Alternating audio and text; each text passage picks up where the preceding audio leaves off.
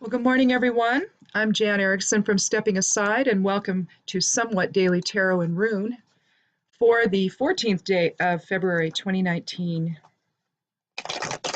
Well, I still hadn't figured out what day it was. My husband had to show me, he's like wishing me happy Valentine's Day. I'm like, no, that's tomorrow. I don't know what day it is. Well, I do because I just looked. So it's Thursday, definitely. It's not Wednesday. It's Thursday. I got screwed up yesterday. I wasn't quite sure what I did, but I double checked this morning, and sure enough, I was right. This happens every time I do the lunar transits a day ahead of time. I'm never sure what day it is because I'm talking about, another day. So anyhow, kind of threw me for a loop this week. It's the little things, isn't it? Anyhow, if you're going to work magic today, the numerology is 5 or change. So if you need to do something to support change, this would be a good day to do it. It's also a Jupiter day, given that it's a Thursday. So you can make use of, if you really need change to happen quickly, you can make use of Jupiter's expansive energy using a Jupiter hour and whatnot. You really bolster the whole working. You can do that. So anything, we're right in the moon's waxing phase. So, any magics, having to do with healing and, and in this case, change. Today's a good day for that. You need to see something shift. This might be a good day to cast that intention. I plan on doing something, so, join in. Get everybody working magic today.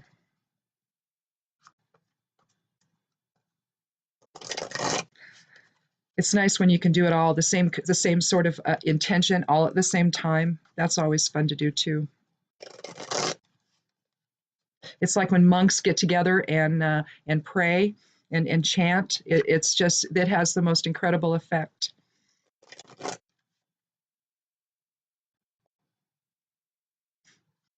See, they're all just witches. That's all they are. Well, if you haven't been here before, welcome. And if you have, thank you so much for coming back. If you haven't clicked subscribe, I'd love you to do that. But my process is I start out with one card. Sometimes I draw 3, and then I draw a rune, and we see how they integrate together, which they typically do. I think there's only been one time where it's just like, well, God, what was that? I mean, I could find some connection, but it just seemed to be disparate energies that day or something. I don't know.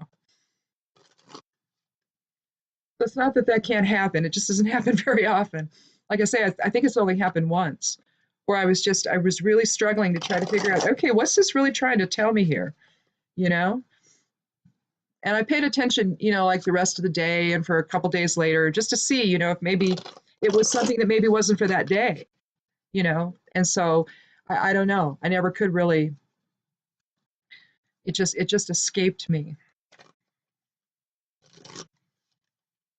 So all I could really do was interpret the cards and the rune and, try to find something, that tied them together. And I know that I did, but I just didn't know. So anyway, let's count 13 and see what we have for today.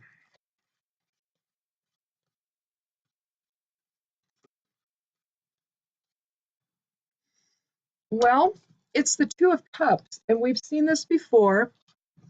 And, it's a lovely card. It's about reciprocity. It's about self and others. It's very similar to the Lover's card, the 6th card of the Major Arcana. You see the caduceus there. You see the lion energy, the winged lion energy above. She's dressed in white. They look like they're maybe having a hand fasting or something. They're getting married, or they're exchanging something anyway. It's likely vows.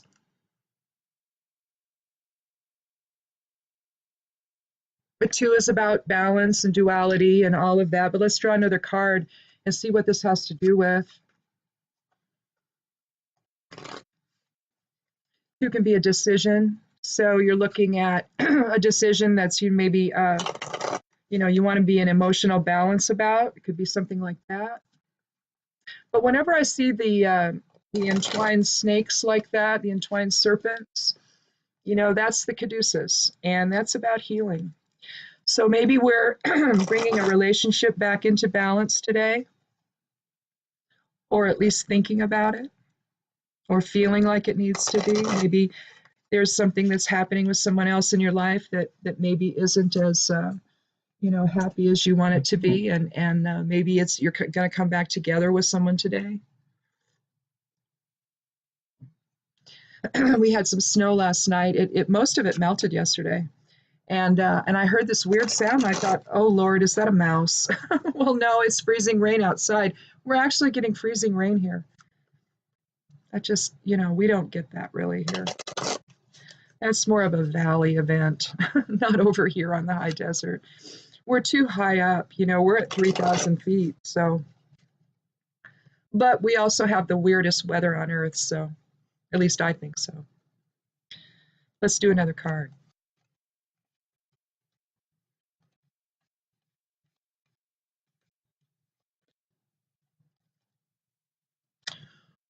Well, I'm gonna stay with what I was saying because, here we have the Six of Cups, and this is shared abundance, isn't it?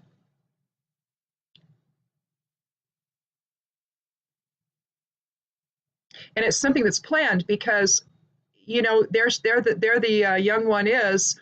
She's already got her chalices already filled with flowers, doesn't she? See there at the bottom there? You've got 4 there. There's 1 up there on top of that table. You see the X down below on that shield, right below that one chalice that's behind her on that table. That's balanced energy exchange.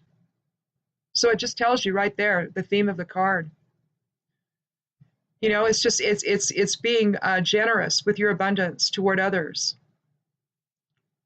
Whether it's a gift of your time, Gebo, the X rune is technically called the gift. If you were to translate it, into just a one-word translation or meaning, it's the gift. And it's the gift of balanced energy exchange with others. Whenever we're in conflict, well, no gift there, is there? But here, without even, or maybe they realized they were doing it, but basically what you have here is that X tells the entire story of the card. This is generosity. This is balanced energy exchange with others. This is shared abundance. And it's the same here.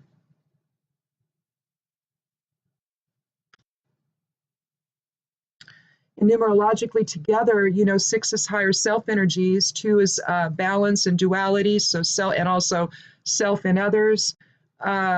Together, there's an 8, so that's an even greater level of understanding the greater aspect of self in terms of that choice that we make between service to self and service to others. Clearly, this is a theme of service to others. But let's draw the rune. We won't do a 3rd card today. I don't think we need one. Do you? I think we pretty well know. Now, if we draw Yera again like we did yesterday, then absolutely, this is about coming into balance with other people, isn't it? And allowing that, to come forth, to extend that love to other people. The sense of selflessness, It doesn't mean that you give up your sovereign authority. It just means that you're willing, well, guys, you're willing to be in shared balance with other people. And you can see here, you can see, Dagaz is the 23rd rune of the Elder Futhark. It means new day. One of the interpretations that I wrote down in my little rune grimoire that I got from the research I've done on runes. So this isn't mine, this is someone else's interpretation, but its energy at its saturation point becomes its opposite. So you're really looking at, you're looking at cycles, you're looking at transition, transformation, again, new beginnings. So maybe we're about to have some new beginnings as far as shared abundance or emotional fulfillment or emotional balance or love or healing. But it really looks like that this is a really positive, a positive reading here today. A note about Degas. Now, some folks that do runes, there's a discussion, and everyone's going to come down on this the way they want to. Some people put Degas at the end of the Futhark, the Elder Futhark, and some people leave Othala there. And I kind of played back and forth with it, thinking about it that way. For a while, I saw what their point was, that this sort of seems like it should be the end of the Futhark, because Othala, although it's said to contain all the energies of all of the runes, and it's about inheritance and all of that, to me, I was sort of coming down on the other side, that maybe it should be switched. And so I tried that for a while. And then I finally came back to no. I think that with Othala, we may get our final awakening with Degas, okay? You can see Kenaz forward and reversed in there. You can see Gebo. You see Laguz forward and reversed. So I think I feel comfortable with the idea that we awaken then to who we are, as evidenced by Othala, because that describes who we are, basically. So I think that that's the whole point of being in form, is to awaken to who we are as source presence embodied in form. So I think that's kind of a weird way to say that, but basically that's what I think we do. I think that's part of the fool's journey, so to speak, of where we come through the veil.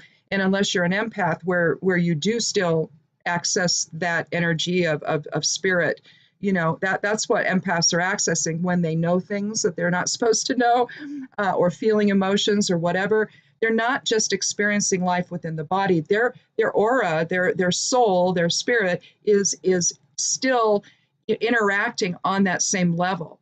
Whereas most people that come into form, over time, they just begin to, and we all do it, right, when we're little, but at some point that just gets, taken out of us, basically, and because it's not a choice, I don't think. I think that we just move into this illusion and we stay there. Empaths don't do that. I don't know that they realize that's what they're doing, but they don't do that.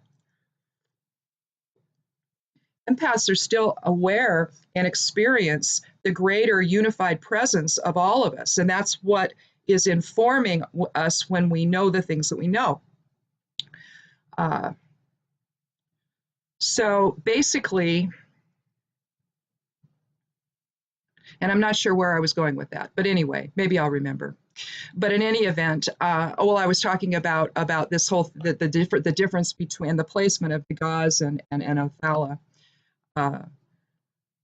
But basically, that's what it is. When I'll just go back to it, maybe I'll remember what I was talking about. That's what the empath is dealing with when they're aware of that. And so that whole journey, okay, now I know what it was about. So we start out with the journey in form and we forget. We go through the veil, we forget, unless you're an empath. Now I won't go back to that, so I won't get confused. So I won't lose my train of thought. So we start out there and we forget, right? And so we work through all of these things. We think that we're working our way back to God, so to speak. But really what we're working our way back to is the awareness of us as God. So or as the creator manifested into form. So I'm just somebody who believes the creator is all that is, and that everything is a projection of the creator's thought manifested into form. And so that, and because of that, essentially all we are just little coordinate points of source energy doing our thing on behalf of that greater project, right? That greater deal of let's have a universe to go play in. So anyhow, so I think that I'm comfortable leaving Degas where it is. I think that we come to that awareness eventually.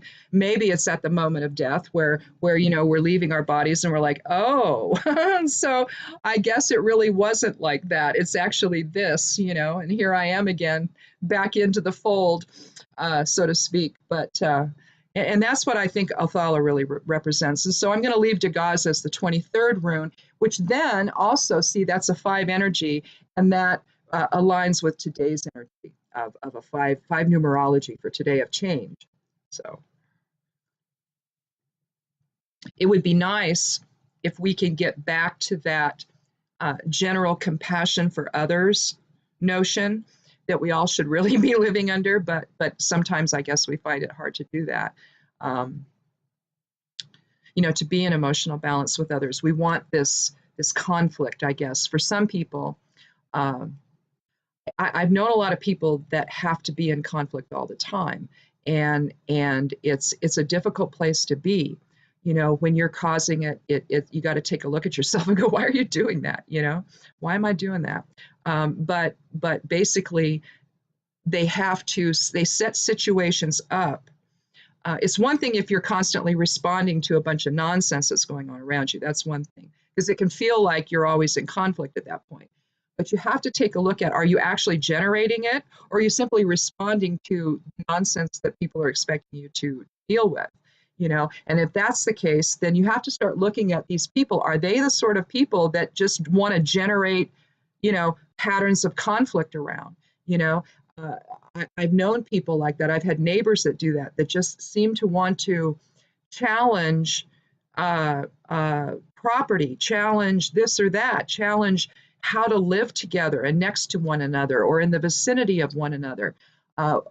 There were neighbors across the street that the police were always coming to their home. I know I called them one time because, the one guy was threatening to kill the woman. And I have 5 acres, and I was probably, oh boy, maybe 400 feet away from them, down in my greenhouse, and they're across the street, because my home sits down at the bottom. My property is rectangular, and it sits down at the bottom. We sit down at the bottom of it, and so we're quite a ways off the road. I have like an 800-foot driveway. Well, I could hear these people. They were screaming at each other, and I didn't know what to do. So when someone threatens to kill someone, I just called the police. Turns out my next door neighbor did the same thing. And I don't know, like 5 police cars came, and they're trying to deal with these people, and they finally got the woman to leave. But here's an example of people that live in conflict mode. They can't come together with anybody in any level of cooperation to where everyone's on the same page and thinking, and at least not in each other's spaces about things. You can disagree, right? But they couldn't do it. And so now they don't live there anymore. And the place is completely trashed. And we're just waiting for the actual owners to do something, or the county to take it or something. I don't know. But it's an example of people who want to remain in the drama or the conflict of their lives and never find a solution, even if it's just the solution to just shut up, and not talk to one another. So here, though, we show that that's not happening. People are coming together. They're not standing too close to one another. So maybe this isn't a hand fasting. Maybe it's just people coming together and trying to resolve things in a healing, compassionate way. But I don't think so. I think it's probably more than that. And then here, it's just the generosity is waiting. It's already there for people walking by, and she's just handing it to people. And it feels random. It's just random acts of kindness, isn't it? Leading to our awakening, to the understanding and acceptance of our own source presence within. Right? We did a reading on Monday. Was it Monday? I think it was Monday or Tuesday, where it kind of felt like, maybe it was Monday, where it kind of felt like this whole budget thing involving the wall and border security, not the wall, because the wall shouldn't exist. Anyway, it kind of felt like maybe there was a shift, and I always hate to do any predicting here. But then the next day we find out that a tentative deal was struck. Time will tell if it actually gets signed. But it kind of looks like that may happen. And so we've kind of seen a progression over the week, I think, toward maybe some shared understanding, maybe. hopefully it doesn't portend anything else, like the calm before the storm, where he looks like he's going to be reasonable and then blows it all out of the water again, because he sure seems to like to do that, particularly as more things come out. And now we find out that Andrew McCabe and the DOJ had a conversation about the 25th Amendment. So I hope that the coming out of that doesn't derail this whole budget process, but it very likely will if passed as prologue. So let's hope that this healing energy that we see in today's reading manages to carry us through this moment so that we can get past it and to get on to more productive things. So hopefully that, if this is anything that's indicative of that, then maybe we're still seeing something positive here. So fingers crossed. But anyway, I guess that's all I have for today. Thank you so much for stopping by. Again, if it's your first time, click subscribe. I'd love you to do that. I was thinking, was there maybe one more thing? No, I think that's it. I think I said everything. So anyhow, check out the blog at imsteppingaside.com. The lunar transits will go up again here probably tomorrow. So I guess that's it. So have a wonderful weekend. I'll see you again on Monday. Yeah, I guess that's it. So have a good weekend. We'll see you Monday. Be good to yourself, be good to one another, and blessed be.